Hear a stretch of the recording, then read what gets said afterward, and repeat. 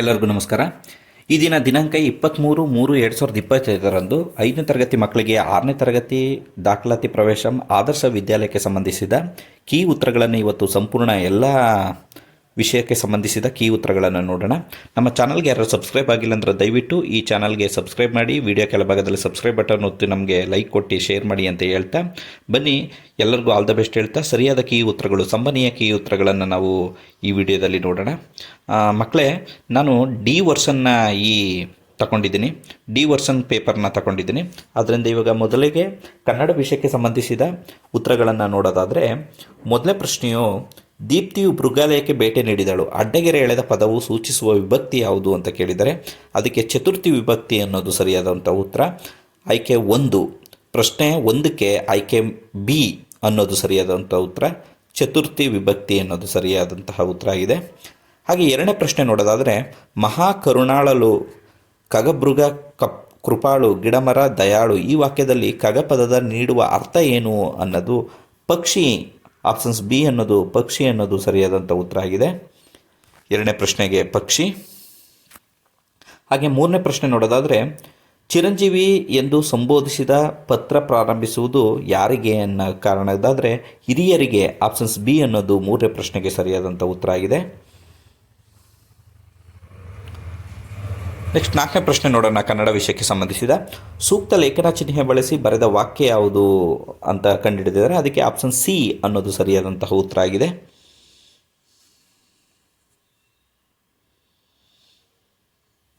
Next ಐದನೇ ಪ್ರಶ್ನೆ ನೋಡೋದಾದರೆ, ಅನುಕೂಲ ಪದದ ವಿರುದ್ಧಾರ್ಥಕ ಪದ ಯಾವುದು ಅಂದರೆ ಅನಾನುಕೂಲ. ಆಪ್ಷನ್ಸ್ ಬಿ ಅನ್ನೋದು ಸರಿಯಾದಂಥ ಉತ್ತರ. ನಿಮಗೆ ಪ್ರಶ್ನೆಗಳನ್ನ ಓದಿ ಉತ್ತರಗಳನ್ನು ಹೇಳೋದೆಲ್ಲ ಲೇಟ್ ಆಗುತ್ತೆ ಅನ್ನೋದಾದರೆ ನಾನು ಉತ್ತರಗಳನ್ನು ಮಾತ್ರ ಹೇಳ್ತೀನಿ. ಆರನೇ ಪ್ರಶ್ನೆಗೆ, ಕೆಲವು ಸಲ ಸ್ವರಕ್ಕೆ ಸ್ವರವು ಪರವಾದಾಗ ಯಾವುದೇ ರೀತಿಯ ಸಂಧಿ ಕಾರ್ಯವು ನಡೆಯುವುದಿಲ್ಲ, ಇದನ್ನು ಪ್ರಕೃತಿ ಭಾವ ಎನ್ನುತ್ತೇವೆ. ಆದ್ದರಿಂದ ಆಯ್ಕೆ 1 ಅನ್ನೋದು ಸರಿಯಾದಂಥ ಉತ್ತರ. ಆಯ್ಕೆ 1. ಮಕ್ಕಳ ಏಳನೇ ಪ್ರಶ್ನೆಗೆ ಬಿ ತೇತ್ರಾಯುಗ ಅನ್ನೋದು ಒಂದು ಸರಿಯಾದಂಥ ಉತ್ತರ ಆಗಿದೆ. ಏಳನೇ ಪ್ರಶ್ನೆಗೆ ಬಿ. ನಾನು ಡಿ ವರ್ಷನ್ ಪೇಪರ್ನ ತಗೊಂಡಿದ್ದೀನಿ. ಸ್ವಲ್ಪ ಅದ್ಲು ಬದಲಾಗಿರುತ್ತೆ ಬೇರೆ ವರ್ಷನ್ ಪೇಪರ್ ಆಗಿದ್ದರೆ. ನಿಧಾನವಾಗಿ ವಿಡಿಯೋನ ಪಾಸ್ ಮಾಡಿಬಿಟ್ಟು ನೀವು ಕೀ ಉತ್ತರಗಳನ್ನು ನೋಡ್ಕೋಬೋದು. ಎಂಟನೇ ಪ್ರಶ್ನೆಗೆ ಆಪ್ಷನ್ಸ್ ಡಿ ವರ್ತಮಾನ ಕಾಲ ಅನ್ನೋದು ಸರಿಯಾದಂಥ ಉತ್ತರ ಆಗಿದೆ. ಎಂಟನೇ ಪ್ರಶ್ನೆಗೆ.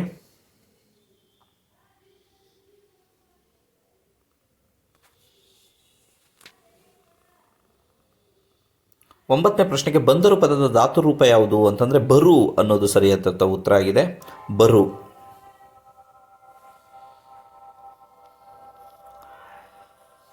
ಹತ್ತನೇ ಪ್ರಶ್ನೆ ನೋಡೋದಾದರೆ, ಋಷಿಗಳು ಆಗಮಿಸಿದಾಗ ಎಲ್ಲರೂ ನಮಸ್ಕರಿಸಬೇಕು ಎಂದು ಅಮ್ಮ ಹೇಳಿದರು, ಈ ವಾಕ್ಯದಲ್ಲಿ ದೀರ್ಘ ಸ್ವರಾಕ್ಷರದಿಂದ ಪ್ರಾರಂಭವಾಗುವ ಪದ ಯಾವುದು ಅಂತ ಕೊಟ್ಟಿದ್ದಾರೆ. ಅದಕ್ಕೆ ಋಷಿಗಳು ರು ಅನ್ನೋದು ಸರಿಯಾದಂಥ ಉತ್ತರ.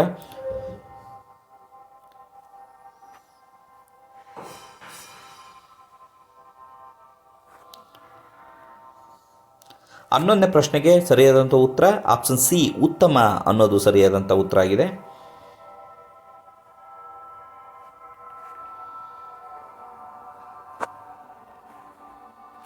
ಹನ್ನೆರಡನೇ ಪ್ರಶ್ನೆ ನೋಡೋದಾದರೆ, ನಾನು ಗ್ರಂಥಾಲಯದಿಂದ ಪುಸ್ತಕ ತಂದೇನು, ಅಡ್ಡಗೆರೆ ಎಳೆದ ಪದದ ಬಹುವಚನ ರೂಪ ಯಾವುದು ಅಂತಂದರೆ ನಾವು ಅನ್ನೋದು ಸರಿಯಾದಂಥ ಉತ್ತರ. ಆಯ್ಕೆ ಸಿ. ಹನ್ನೆರಡನೇ ಪ್ರಶ್ನೆಗೆ ಆಯ್ಕೆ ಸಿ ಅನ್ನೋದು ಸರಿಯಾದಂಥ ಉತ್ತರ. ಹಾಗೆ ಕನ್ನಡ ವಿಷಯಕ್ಕೆ ಸಂಬಂಧಿಸಿದ 13ನೇ ಪ್ರಶ್ನೆಗೆ ಉತ್ತರ ಯಾವುದು ಅಂತ ನೋಡೋದಾದರೆ, ವಸ್ತುವಾಚಕ ನಾಮಪದಗಳಲ್ಲಿರುವ ವಿಧಗಳ ಸಂಖ್ಯೆ ಯಾವುದು ಅಂದರೆ ಆಪ್ಷನ್ಸ್ ಬಿ 3 ಅನ್ನೋದು ಸರಿಯಾದಂಥ ಉತ್ತರ ಆಗಿದೆ.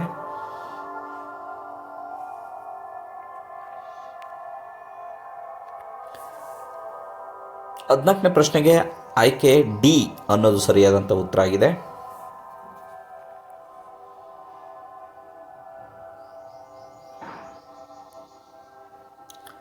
ಹದಿನೈದನೇ ಪ್ರಶ್ನೆಗೆ ಆಯ್ಕೆ ಬಿ ಗುಣವಿಶೇಷಣ ಅನ್ನೋದು ಸರಿಯಾದಂಥ ಉತ್ತರ.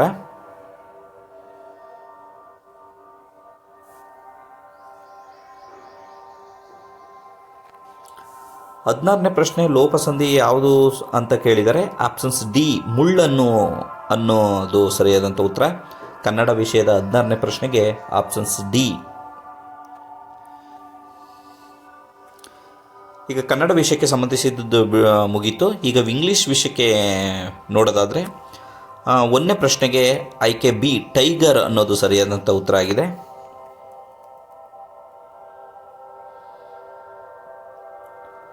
ನಾನು ವರ್ಷನ್ ತಗೊಂಡಿದ್ದೀನಿ. ಸೊ ಪೇಪರು ಡಿ ವರ್ಷನ್ ಆಗಿದೆ. ಹಾಗೆ ಎರಡನೇ ಪ್ರಶ್ನೆಗೆ ಹೇಳಿದ್ರೆ ಕರೆಕ್ಟ್ಲಿ ಆಪ್ಷನ್ ಸಿ ಅನ್ನೋದು ಸರಿಯಾದಂತಹ ಉತ್ತರ ಆಗಿದೆ. ಎರಡನೇ ಪ್ರಶ್ನೆ ವರ್ಬ್ ಯಾವುದು ಅಂತಂದರೆ ಆಪ್ಷನ್ ಸಿ ಆಗಿರುತ್ತೆ. ಹಾಗೆ ಮೂರನೇ ಪ್ರಶ್ನೆ ನೋಡೋದಾದರೆ ಸಿ ಆಯ್ಕೆ 3 ಸಿ ಅನ್ನೋದು ಸರಿಯಾದಂಥ ಉತ್ತರ.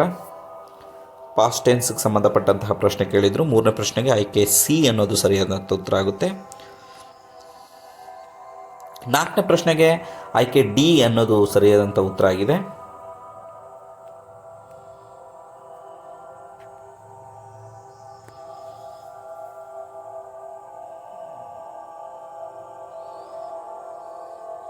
ಐದನೇ ಪ್ರಶ್ನೆಗೆ ಮೂರನೇ ಪದಕ್ಕೆ ಸಂಬಂಧಿಸಿದ ಪದ ಬರೀರಿ ಅನ್ನೋದು ಕೊಟ್ಟಿದ್ರು. ಅದಕ್ಕೆ ಆಯ್ಕೆ 3 ಅನ್ನೋದು ಸರಿಯಾದಂಥ ಉತ್ತರ ಆಗಿದೆ.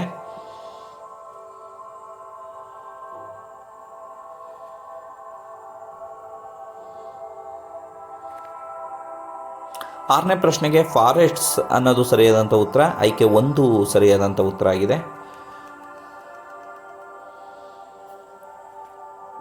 ಇನ್ನು ಏಳನೇ ಪ್ರಶ್ನೆ ನೋಡೋದಾದರೆ ಆಯ್ಕೆ ಬಿ 2 ಅನ್ನೋದು ಟು ರೀಡ್ ದೇ ಬುಕ್ ಅಂತ ಕೊಟ್ಟಿದ್ದಾರೆ. ಅದರಿಂದ 2 ಅನ್ನೋದು ಸರಿಯಾದಂಥ ಉತ್ತರ. ಆ ಏಳನೇ ಪ್ರಶ್ನೆಗೆ ಆಯ್ಕೆ ಬಿ. ಮಕ್ಕಳೇ, ಎಂಟನೇ ಪ್ರಶ್ನೆ ನೋಡೋದಾದರೆ ಆಯ್ಕೆ ಡಿ ಆಪ್ಷನ್ಸ್ ಡಿ ಅನ್ನೋದು ಸರಿಯಾದಂಥ ಉತ್ತರ. ವೇರ್ ಆರ್ ಯು ಗೋಯಿಂಗ್ ಅನ್ನೋದು ಸರಿಯಾದಂಥ ಉತ್ತರ ಆಗುತ್ತೆ.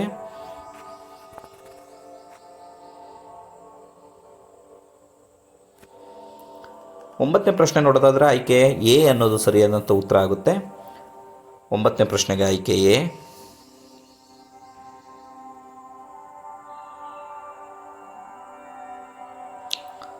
ಹತ್ತನೇ ಪ್ರಶ್ನೆಗೆ ನೌನ್ ಆಯ್ಕೆ 1 ಅನ್ನೋದು ಸರಿಯಾದಂಥ ಉತ್ತರ ಆಗುತ್ತೆ.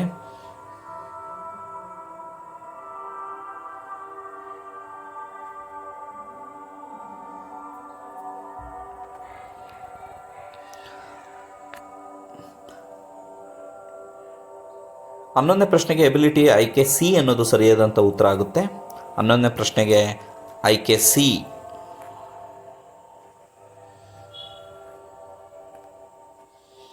ಹನ್ನೆರಡನೇ ಪ್ರಶ್ನೆಗೆ ಆಯ್ಕೆ ಬಿ ಅನ್ನೋದು ಆಯ್ಕೆ 2. ಹನ್ನೆರಡನೇ ಪ್ರಶ್ನೆಗೆ 2 ಸರಿಯಾದಂಥ ಉತ್ತರ ಆಗುತ್ತೆ. 13ನೇ ಪ್ರಶ್ನೆಗೆ ಆಲ್ವೇಸ್ಗೆ ವಿರುದ್ಧ ಆಪೋಸಿಟ್ ವರ್ಡ್ ಯಾವುದು ಅಂದರೆ ಆಯ್ಕೆ ಸಿ ನೆವರ್ ಅನ್ನೋದು ಸರಿಯಾದಂಥ ಉತ್ತರ ಆಗುತ್ತೆ. 13ನೇ ಪ್ರಶ್ನೆಗೆ ಮಕ್ಕಳ ಆಯ್ಕೆ ಸಿ. 14ನೇ ಪ್ರಶ್ನೆಗೆ ಉತ್ತರ ನೋಡೋದಾದರೆ ಡ್ರೈವರ್ ಆಯ್ಕೆ ಬಿ ಅನ್ನೋದು ಸರಿಯಾದಂಥ ಉತ್ತರ ಆಗುತ್ತೆ. ಇನ್ನು 15ನೇ ಪ್ರಶ್ನೆ ನೋಡೋದಾದರೆ ಚಿಲ್ಡ್ರನ್ ಸೊ ಆಯ್ಕೆ 1 ಎ ಅನ್ನೋದು ಸರಿಯಾದಂಥ ಉತ್ತರ ಆಗುತ್ತೆ. ಇನ್ನು ಇಂಗ್ಲೀಷ್ ವಿಷಯಕ್ಕೆ ಸಂಬಂಧಿಸಿದ 16ನೇ ಕ್ವಶನ್, ಅಂತಿಮ ಕ್ವಶನ್ ನೋಡೋದಾದರೆ ಪ್ಲೇ ಅನ್ನೋದು ಆಯ್ಕೆ ಬಿ ಅನ್ನೋದು ಸರಿಯಾದಂಥ ಉತ್ತರ ಆಗುತ್ತೆ.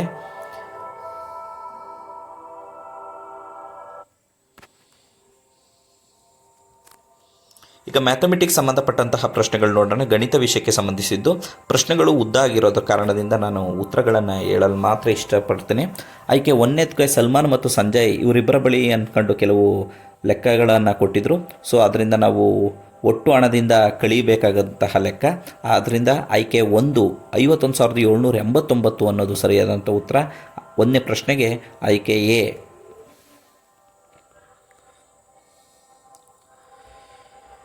ಎರಡನೇ ಪ್ರಶ್ನೆಗೆ ಒಂದು ಗುಣಾಕಾರಕ್ಕೆ ಸಂಬಂಧಪಟ್ಟಂತಹ ಲೆಕ್ಕ ಕೊಟ್ಟಿದ್ದರು. ಆಯ್ಕೆ ಬಿ ಅನ್ನೋದು ಸರಿಯಾದಂಥ ಉತ್ತರ ಆಗುತ್ತೆ. 5 ಲೀಟ್ರು 250 ಮಿಲಿಲೀಟರ್ ಅನ್ನೋದು ಸರಿಯಾದಂಥ ಉತ್ತರ ಆಗುತ್ತೆ. ಎರಡನೇ ಪ್ರಶ್ನೆಗೆ ಆಯ್ಕೆ ಬಿ. ಮೂರನೇ ಪ್ರಶ್ನೆ, ಈ ಕೆಳಗಿನವುಗಳಲ್ಲಿ 12ರಿಂದ ಭಾಗಿಸಿದಾಗ ಶೇಷ 7 ಬರುವ ಸಂಖ್ಯೆ ಯಾವುದು ಅಂದರೆ ಆಯ್ಕೆ ಡಿ 163 ಅನ್ನೋದು ಸರಿಯಾದಂಥ ಉತ್ತರ. ಆಯ್ಕೆ 3ನೇದಕ್ಕೆ 4 ಆಯ್ಕೆ 3ನೇ ಪ್ರಶ್ನೆಗೆ ಆಯ್ಕೆ 4 ಅನ್ನೋದು ಸರಿಯಾದಂಥ ಉತ್ತರ ಆಗುತ್ತೆ.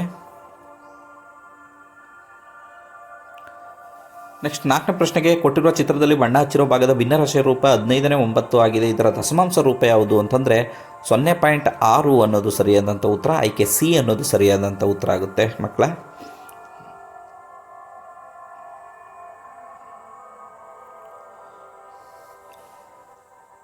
ನೆಕ್ಸ್ಟ್ 5ನೇ ಪ್ರಶ್ನೆ ನೋಡೋದಾದರೆ 3506 ಅಂಕಿಗಳನ್ನು ಪುನಃ ಉಪಯೋಗಿಸದೆ ರಚಿಸಬಹುದಾದ 5 ಅಂಕಿಗಳ ಕನಿಷ್ಠ ಸಂಖ್ಯೆ ಯಾವುದು ಅಂತಂದರೆ ಆಯ್ಕೆ ಬಿ 30,568 ಅನ್ನೋದು ಸರಿಯಾದಂಥ ಉತ್ತರ ಆಗುತ್ತೆ.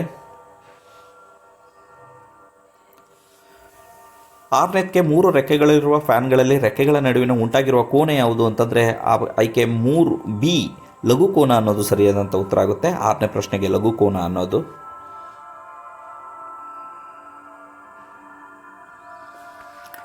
ನೆಕ್ಸ್ಟ್ 5ನೇ 3ರ ಸಮಾನ ಭಿನ್ನರಾಶಿಗಳು ಯಾವುದು ಅಂದರೆ ಆಯ್ಕೆ ಸಿ 10ನೇ 6 ಮತ್ತು 20ನೇ 12 ಅನ್ನೋದು ಸರಿಯಾದಂಥ ಉತ್ತರ ಆಗುತ್ತೆ. 7ನೇ ಪ್ರಶ್ನೆಗೆ ಆಯ್ಕೆ ಸಿ.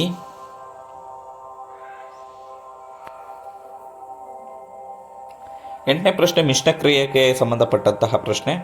ಆಯ್ಕೆ ಡಿ ಅನ್ನೋದು 60,634 ಅನ್ನೋದು ಸರಿಯಾದಂಥ ಉತ್ತರ. 8ನೇ ಪ್ರಶ್ನೆಗೆ ಆಯ್ಕೆ ಡಿ.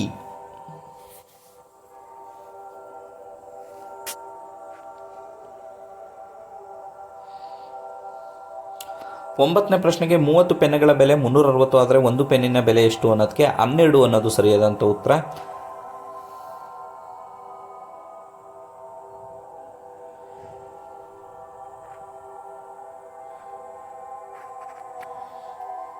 10ನೇ ಪ್ರಶ್ನೆಗೆ 4 ಕಿಲೋಮೀಟ್ರ್ 500 ಮೀಟರ್ ಅನ್ನೋದು ಸರಿಯಾದಂಥ ಉತ್ತರ ಆಗುತ್ತೆ. ಇವೆರಡನ್ನು ಕೂಡಿದ್ರೆ ನಮಗೆ ಗೊತ್ತಾಗುತ್ತೆ. ಸೊ ಆ ಕಾರಣಕ್ಕೆ 10ಕ್ಕೆ ಆಯ್ಕೆ ಬಿ ಅನ್ನೋದು ಸರಿಯಾದಂಥ ಉತ್ತರ ಆಗುತ್ತೆ.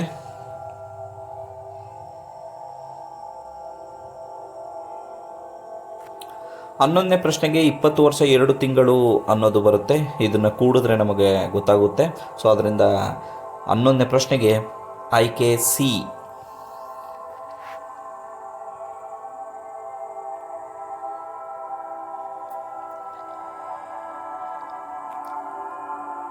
12ನೇ ಪ್ರಶ್ನೆಗೆ ಒಂದು ಬಸ್ಸು 8 ಗಂಟೆಗಳಲ್ಲಿ 592 ಕಿಲೋಮೀಟರ್ ಚಲಿಸುತ್ತದೆ. ಹಾಗಾದರೆ ಬಸ್ಸು 1 ಗಂಟೆಯಲ್ಲಿ ಚಲಿಸಿದ ದೂರ ಎಷ್ಟು ಅಂದರೆ 74 ಕಿಲೋಮೀಟರ್ ಅನ್ನೋದು ಸರಿಯಾದಂಥ ಉತ್ತರ ಆಗುತ್ತೆ.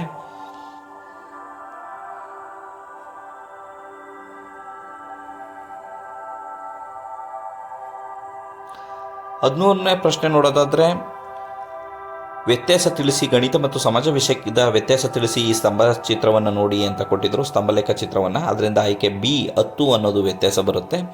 ಅದರಿಂದ 10 ಅನ್ನೋದು ಸರಿಯಾದಂಥ ಉತ್ತರ 13ನೇ ಕ್ವಶನ್ಗೆ.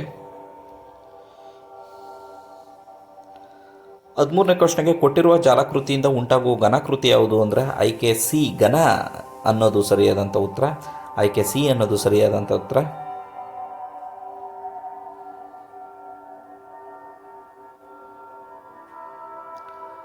15ನೇ ಪ್ರಶ್ನೆ ಈ ಕೆಳಗಿನವುಗಳಲ್ಲಿ 24ರ ಅಪವರ್ತನಗಳು ಯಾವುದು ಅಂತ ಕೊಟ್ಟಿದ್ದಾರೆ. ಆಯ್ಕೆ 1 ಅನ್ನೋದು ಸರಿಯಾದಂಥ ಉತ್ತರ ಆಗುತ್ತೆ.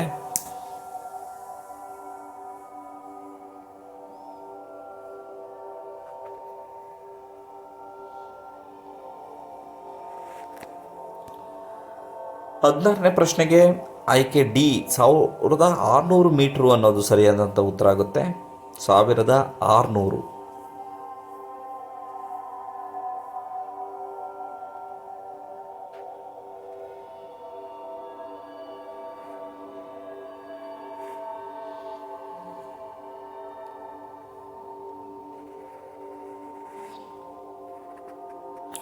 ಈಗ ವಿಜ್ಞಾನ ವಿಷಯಕ್ಕೆ ಸಂಬಂಧಿಸಿದ ಉತ್ತರ ನೋಡೋದಾದರೆ ಡ್ರಾಜೆರಾ ಈ ಕಾರಣಗಳಿಗೆ ಕೀಟಗಳನ್ನು ಅವಲಂಬಿಸಿದೆ ಅಂದರೆ ನೈಟ್ರೋಜನ್ ಅನ್ನೋದು ಸರಿಯಾದಂಥ ಉತ್ತರ. ವಿಜ್ಞಾನ ವಿಷಯಕ್ಕೆ ಸಂಬಂಧಿಸಿದ್ದು 1ನೇ ಪ್ರಶ್ನೆಗೆ ಸಿ ಆಪ್ಷನ್ಸ್ ನೈಟ್ರೋಜನ್.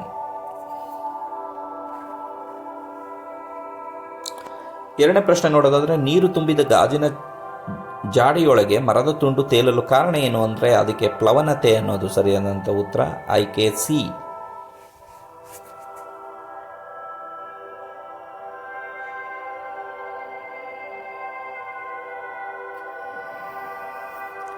3ನೇದಕ್ಕೆ ವಿಲೀನಗೊಳ್ಳುವ ವಸ್ತುವನ್ನು ಗುರುತಿಸಿ ಅಂತ ಕೊಟ್ಟಿದ್ದಾರೆ. ಆಯ್ಕೆ ಡಿ ಸಕ್ಕರೆ ಅನ್ನೋದು ಸರಿಯಾದಂಥ ಉತ್ತರ ಆಗುತ್ತೆ.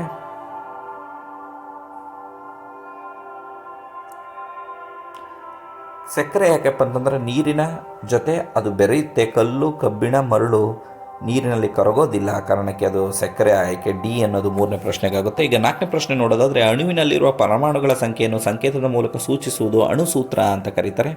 ಆ ಕಾರಣಕ್ಕೆ ಆಯ್ಕೆ 1 ಎ ಅನ್ನೋದು ಸರಿಯಾದಂಥ ಉತ್ತರ.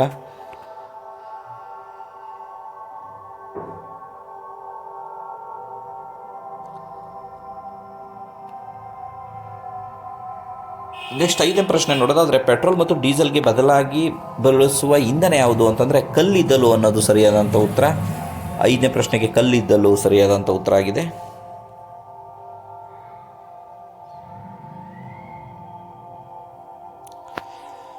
6ನೇ ಪ್ರಶ್ನೆ ನೋಡೋದಾದರೆ ಕಲುಷಿತ ನೀರಿನಿಂದ ಬರುವ ರೋಗ ಯಾವುದು ಅಂತಂದ್ರೆ ಕೊಟ್ಟಿದ್ದಾರೆ. ಅದಕ್ಕೆ ಮಲೇರಿಯಾ ರೋಗ ಎನ್ನುವುದು ಸರಿಯಾದಂಥ ಉತ್ತರ ಆಗುತ್ತೆ.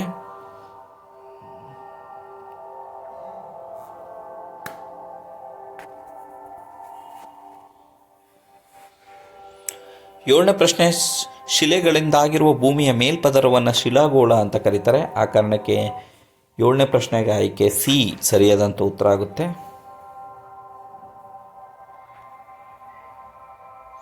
8ನೇ ಪ್ರಶ್ನೆಗೆ ಗುಂಪಿಗೆ ಸೇರಿದ ಬೆಳೆ ಯಾವುದು ಅಂತ ಕೊಟ್ಟಿದ್ದಾರೆ. ಆಯ್ಕೆ ಡಿ ಕಬ್ಬು ಅನ್ನೋದು ಸರಿಯಾದಂಥ ಉತ್ತರ. ಗುಂಪಿಗೆ ಸೇರಿದ ಬೆಳೆ ಕಬ್ಬು.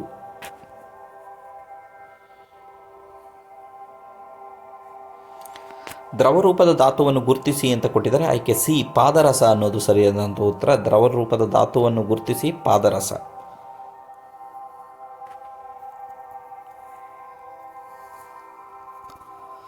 10ನೇ ಪ್ರಶ್ನೆ ರಾಷ್ಟ್ರೀಯ ಅರಣ್ಯ ನೀತಿ ಪರಿಷ್ಕರಿಸಿದ ವರ್ಷ ಯಾವುದು ಅಂತ ಕೊಟ್ಟಿದ್ದಾರೆ. 1988ರಲ್ಲಿ ಪರಿಷ್ಕರಿಸಿತು. ಆ ಕಾರಣಕ್ಕೆ 10ನೇ ಪ್ರಶ್ನೆಗೆ ಆಯ್ಕೆ 1 ಸರಿಯಾದಂಥ ಉತ್ತರ ಆಗುತ್ತೆ.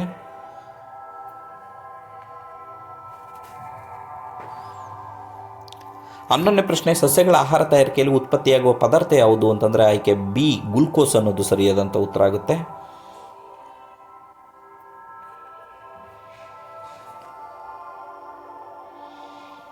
ನೆಕ್ಸ್ಟ್ 12ನೇ ಪ್ರಶ್ನೆ ನೋಡೋದಾದರೆ ಸೌರಶಕ್ತಿಯನ್ನು ಬಳಸಿ ಕೆಲಸ ನಿರ್ವಹಿಸುವ ಸಾಧನ ಸೌರವಲಯ. ಆ ಕಾರಣಕ್ಕೆ 12ನೇ ಪ್ರಶ್ನೆಗೆ ಆಯ್ಕೆ ಸಿ ಅನ್ನೋದು ಸರಿಯಾದಂಥ ಉತ್ತರ ಆಗುತ್ತೆ.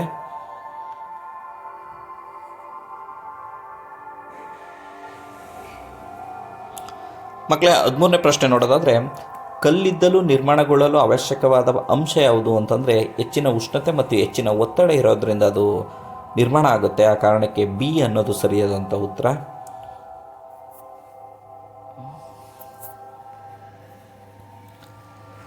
14ನೇ ಪ್ರಶ್ನೆಗೆ ವಾಯುವಿನಲ್ಲಿ ಆಕ್ಸಿಜನ್ ಪ್ರಮಾಣ 21% ಇದೆ. ಆ ಕಾರಣಕ್ಕೆ ಆಪ್ಷನ್ 1 ಆಯ್ಕೆ ಎ ಅನ್ನೋದು ಸರಿಯಾದಂಥ ಉತ್ತರ.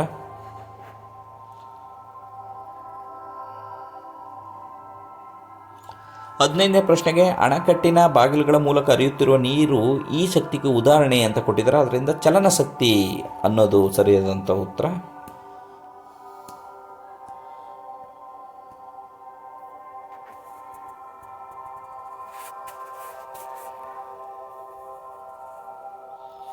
16ನೇ ಪ್ರಶ್ನೆ ನೋಡೋದಾದರೆ ನೀರಿನಲ್ಲಿ ಹೈಡ್ರೋಜನ್ ಮತ್ತು ಆಕ್ಸಿಜನ್ಗಳ ಅನುಪಾತ ಎಷ್ಟು ಅಂತ ಕೊಟ್ಟಿದ್ದಾರೆ. ಅದರಿಂದ 2:1. ಸೊ 2 ಪರಮಾಣು ಹೈಡ್ರೋಜನ್ 1 ಪರಮಾಣು ಆಕ್ಸಿಜನ್ ಇರೋದ್ರಿಂದ 2:1 ಆಗುತ್ತೆ. ಮಕ್ಕಳೇ, ಇದು ವಿಜ್ಞಾನ ವಿಷಯಕ್ಕೆ ಸಂಬಂಧಿಸಿದ್ದಾಯಿತು. ಈಗ ನಾವು ಸಮಾಜ ವಿಜ್ಞಾನ ವಿಷಯಕ್ಕೆ ಸಂಬಂಧಿಸಿದ ಉತ್ತರಗಳನ್ನು ನೋಡೋಣ. 1ನೇ ಪ್ರಶ್ನೆಗೆ ಆಹಾರ ಬೆಳೆಗಳ ಬದಲಾಗಿ ಕೃಷಿ ಜಮೀನಿನಲ್ಲಿ ವಿವಿಧ ಹಣ್ಣುಗಳು, ತರಕಾರಿ, ಕಾಫಿ, ಟೀ ಮತ್ತು ಹೂಗಳನ್ನು ಬೆಳೆಯುವುದನ್ನು ಹೀಗೆನ್ನುತ್ತಾರೆ ಅಂತ ಕಾರಣದಿಂದ ತರಕಾರಿ, ಕಾಫಿ, ಟೀ ಬೆಳೆಯೋದು, ಹೂಗಳನ್ನ ಬೆಳೆಯೋದ್ರಿಂದ ತೋಟಗಾರಿಕೆ ಬೇಸಾಯ ಅನ್ನೋದು ಸರಿಯಾದಂಥ ಉತ್ತರ ಆಗುತ್ತೆ. ಆಯ್ಕೆ 1ನೇ ಪ್ರಶ್ನೆಗೆ ತೋಟಗಾರಿಕೆ ಬೇಸಾಯ ಅನ್ನೋದು ಸರಿಯಾದಂಥ ಉತ್ತರ.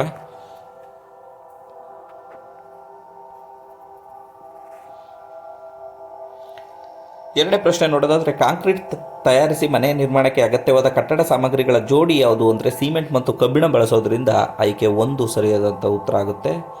ಸಮಾಜ ವಿಜ್ಞಾನ ವಿಷಯಕ್ಕೆ ಸಂಬಂಧಿಸಿದ 2ನೇ ಪ್ರಶ್ನೆಗೆ ಆಯ್ಕೆ 1 ಸರಿಯಾದಂಥ ಉತ್ತರ ಆಗುತ್ತೆ. 3ನೇ ಪ್ರಶ್ನೆ ನೋಡೋದಾದರೆ ಸೌರವ್ಯೂಹದಲ್ಲಿ ಸ್ವಾಭಾವಿಕ ಉಪಗ್ರಹಗಳ ಒಟ್ಟು ಸಂಖ್ಯೆ ಎಷ್ಟು ಅಂತ ಕೊಟ್ಟಿದ್ದಾರೆ. ಸ್ವಾಭಾವಿಕ ಉಪಗ್ರಹಗಳು, ಆ ಕಾರಣಕ್ಕೆ ಇದು 173 ಸ್ವಾಭಾವಿಕ ಉಪಗ್ರಹಗಳಿವೆ. ಆ ಕಾರಣಕ್ಕೆ ಆಯ್ಕೆ ಬಿ ಸರಿಯಾದಂಥ ಉತ್ತರ ಆಗುತ್ತೆ.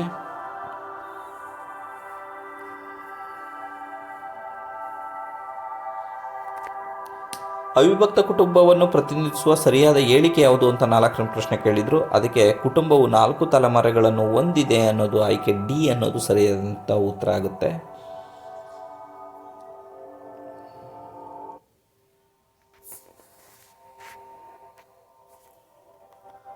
ನೆಕ್ಸ್ಟ್ ಪ್ರಶ್ನೆ, ನಗರದ ಸಂಚಾರ ದಟ್ಟಣೆಯ ಸಮಸ್ಯೆಯನ್ನು ನಿವಾರಿಸಲು ಸೂಕ್ತವಾದ ಒಂದು ಕ್ರಮ ಯಾವುದು ಅಂತ ಕೊಟ್ಟಿದ್ದಾರೆ.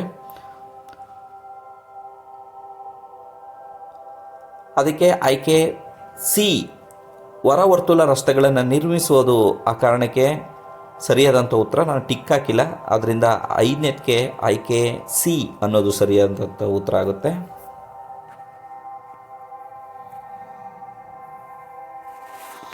ಆರನೇ ಪ್ರಶ್ನೆಗೆ ಇವರು ಸಂಗೀತ ಕ್ಷೇತ್ರದಲ್ಲಿ ಸಾಧಕರಾಗಿದ್ದಾರೆ ಅಂದರೆ ಯಾರು ಅಂತಂದರೆ ಅದಕ್ಕೆ ಲತಾ ಮಂಗೇಶ್ಕರ್, ಆಯ್ಕೆ 1 ಅನ್ನೋದು ಸರಿಯಾದಂಥ ಉತ್ತರ ಆಗುತ್ತೆ.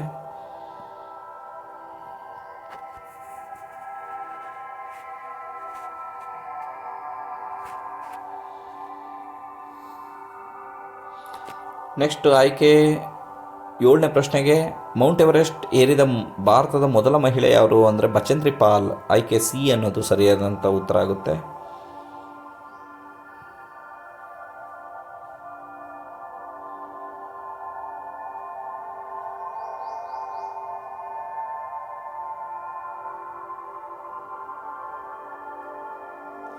ನೆಕ್ಸ್ಟ್ 8ನೇ ಪ್ರಶ್ನೆ ನೋಡೋದಾದರೆ ಫುಟ್ಬಾಲ್ ಒಂದು ಅಂತಾರಾಷ್ಟ್ರೀಯ ಕ್ರೀಡೆ ಅನ್ನೋದು ಸರಿಯಾದಂಥ ಉತ್ತರ ಆಗುತ್ತೆ.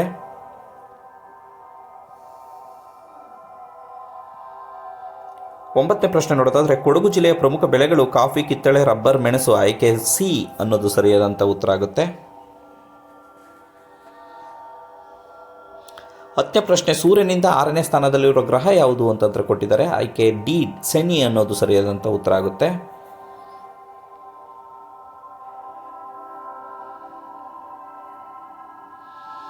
11ನೇ ಪ್ರಶ್ನೆ ನೋಡೋದಾದರೆ ಉತ್ತರ ಮೈದಾನವನ್ನು ಆಳಿದ ರಾಜಮನೆತನ ಯಾವುದು ಅಂತಂದರೆ ಮೌರ್ಯರು ಅನ್ನೋದು ಸರಿಯಾದಂಥ ಉತ್ತರ ಆಗುತ್ತೆ. ಉತ್ತರದ ಮೈದಾನವನ್ನು ಆಳಿದ ರಾಜಮನೆತನ ಮೌರ್ಯರು ಅನ್ನೋದು.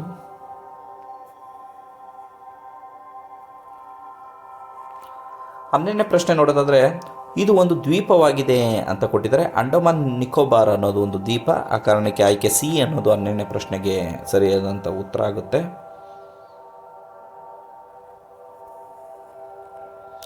13ನೇ ಪ್ರಶ್ನೆ ನೋಡೋದಾದರೆ ಭಾರತ ರತ್ನ ಪ್ರಶಸ್ತಿ ಪಡೆದವರು ಯಾರು ಅಂದರೆ ಸರ್ ಎಂ ವಿಶ್ವೇಶ್ವರಯ್ಯ ಅನ್ನೋದು ಸರಿಯಾದಂಥ ಉತ್ತರ. 13ನೇದಕ್ಕೆ ಸರ್ ಎಂ ವಿಶ್ವೇಶ್ವರಯ್ಯ.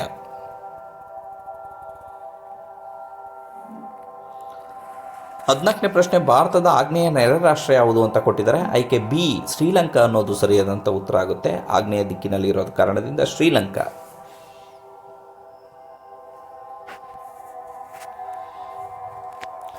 'ಸರಿಯಾದ ಹೊಂದಿಸಿದ ಜೋಡಿ ಯಾವುದು ಅಂದರೆ ಉತ್ತರ ಮೈದಾನ ಗಂಗಾ ನದಿ, ಇದು ಸರಿಯಾದಂಥ ಉತ್ತರ ಆಗುತ್ತೆ. ಆಯ್ಕೆ ಬಿ 15ನೇ ಪ್ರಶ್ನೆಗೆ ಆಗುತ್ತೆ ಉತ್ತರ.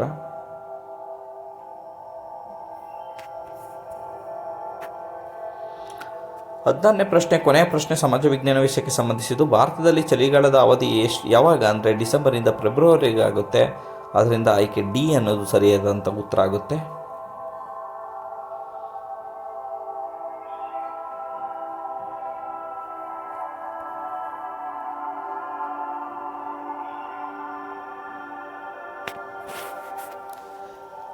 ಸಾಮಾನ್ಯ ಜ್ಞಾನಕ್ಕೆ ಸಂಬಂಧಪಟ್ಟಂತಹ ಪ್ರಶ್ನೆಗಳು ನೋಡೋಣ. ಅಕ್ಟೋಬರ್ 7ರಂದು ಜನಿಸಿದ ನಾಯಕರು ಯಾರು ಅಂತಂದರೆ ಅಕ್ಟೋಬರ್ 7 ಮಹಾತ್ಮ ಗಾಂಧಿ ಮತ್ತು ಇಲ್ಲಿ ನಾನು ಟಿಕ್ ತಪ್ಪಾಕಿದ್ದೀನಿ, ಮಹಾತ್ಮ ಗಾಂಧಿ ಮತ್ತು ಲಾಲ್ ಬಹದ್ದೂರ್ ಶಾಸ್ತ್ರಿ, ಆಯ್ಕೆ ಡಿ ಅನ್ನೋದು ಸರಿಯಾದಂಥ ಉತ್ತರ ಆಗುತ್ತೆ. ಮಕ್ಕಳೇ ಇಲ್ಲೊಂದು ಸ್ವಲ್ಪ ಟಿಕ್ನ ನಾನು ತಪ್ಪು ಮಾಡಿದ್ದೀನಿ. 1ನೇ ಪ್ರಶ್ನೆಗೆ ಸಾಮಾನ್ಯ ಜ್ಞಾನದಲ್ಲಿ ಅಕ್ಟೋಬರ್ 7ರಂದು ಜನಿಸಿದ ನಾಯಕರು ಯಾರಪ್ಪ ಅಂತಂದರೆ ಮಹಾತ್ಮ ಗಾಂಧೀಜಿ ಮತ್ತು ಲಾಲ್ ಬಹದ್ದೂರ್ ಶಾಸ್ತ್ರಿ, ಆಯ್ಕೆ ಡಿ ಅನ್ನೋದು ಸರಿಯಾದಂಥ ಉತ್ತರ ಆಗುತ್ತೆ.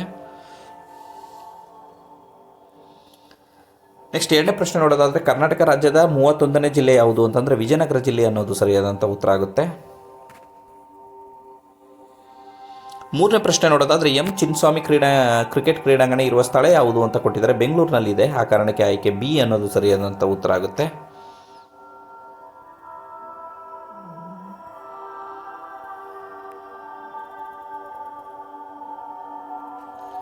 4ನೇ ಪ್ರಶ್ನೆ ನೋಡೋದಾದರೆ ಕರ್ನಾಟಕ ಸರ್ಕಾರ ರಾಜ್ಯದ ಮಹಿಳೆಯರಿಗೆ ತಿಂಗಳಿಗೆ 7,000 ನೀಡುತ್ತಿರುವ ಗ್ಯಾರಂಟಿ ಯೋಜನೆ ಹೆಸರೇನು ಅನ್ನೋದು ಗೃಹಲಕ್ಷ್ಮಿ ಅನ್ನೋದು ಸರಿಯಾದಂಥ ಉತ್ತರ ಆಗುತ್ತೆ.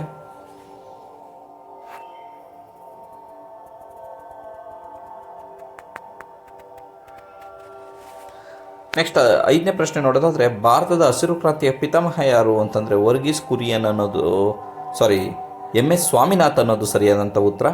ಭಾರತದ ಹಸಿರು ಕ್ರಾಂತಿಯ ಪಿತಾಮಹ MS ಸ್ವಾಮಿನಾಥನ್ ಅನ್ನೋದು ಸರಿಯಾದಂಥ ಉತ್ತರ ಆಗುತ್ತೆ.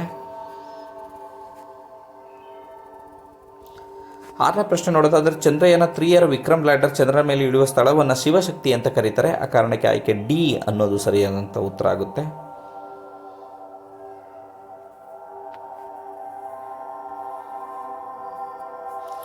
ಮಕ್ಕಳೇ, ಇಲ್ಲಿಗೆ ಆದರ್ಶ ಶಾಲೆ ಅಂದರೆ 23/3/2025 ಈ ದಿನ ಭಾನುವಾರದಂದು ನಡೆದಂತಹ 6ನೇ ತರಗತಿ ಆದರ್ಶ ಶಾಲೆಯ ಎಲ್ಲ ವಿಷಯಕ್ಕೆ ಸಂಬಂಧಿಸಿದ ಕೀ ಉತ್ತರಗಳನ್ನು ನೋಡಿದ್ದೀವಿ. ಬನ್ನಿ, ಏನಾದರೂ ನಿಮಗೆ ಗೊತ್ತಾಗಲಿಲ್ಲ ಅಂತಂದರೆ, ಏನಾದರೂ ನನ್ನ ಕೀ ಆನ್ಸರ್ಲಿ ಏನಾದ್ರು ತಪ್ಪಿದರೆ ಕಮೆಂಟ್ಸ್ ಬಾಕ್ಸಲ್ಲಿ ತಿಳಿಸ್ಕೊಡಿ ಅಂತ ಹೇಳ್ತಾ, ಈ ವಿಡಿಯೋ ನಿಮಗೆ ಇಷ್ಟ ಆದರೆ ನಮ್ಮ ಚಾನಲ್ಗೆ ಸಬ್ಸ್ಕ್ರೈಬ್ ಮಾಡಿ, ಕೆಳಗಡೆ ಸಬ್ಸ್ಕ್ರೈಬ್ ಬಟನ್ ಇದೆ, ಸಬ್ಸ್ಕ್ರೈಬ್ ಮಾಡಿ. ಹಾಗೆ ಈ ವಿಡಿಯೋನ ನಿಮ್ಮ ಸ್ನೇಹಿತರುಗಳಿಗೂ ಶೇರ್ ಮಾಡಿ ಅಂತ ಹೇಳ್ತಾ, ಈ ವಿಡಿಯೋ ನೋಡೋದಕ್ಕೆ ಥ್ಯಾಂಕ್ ಯು ಸೋ ಮಚ್.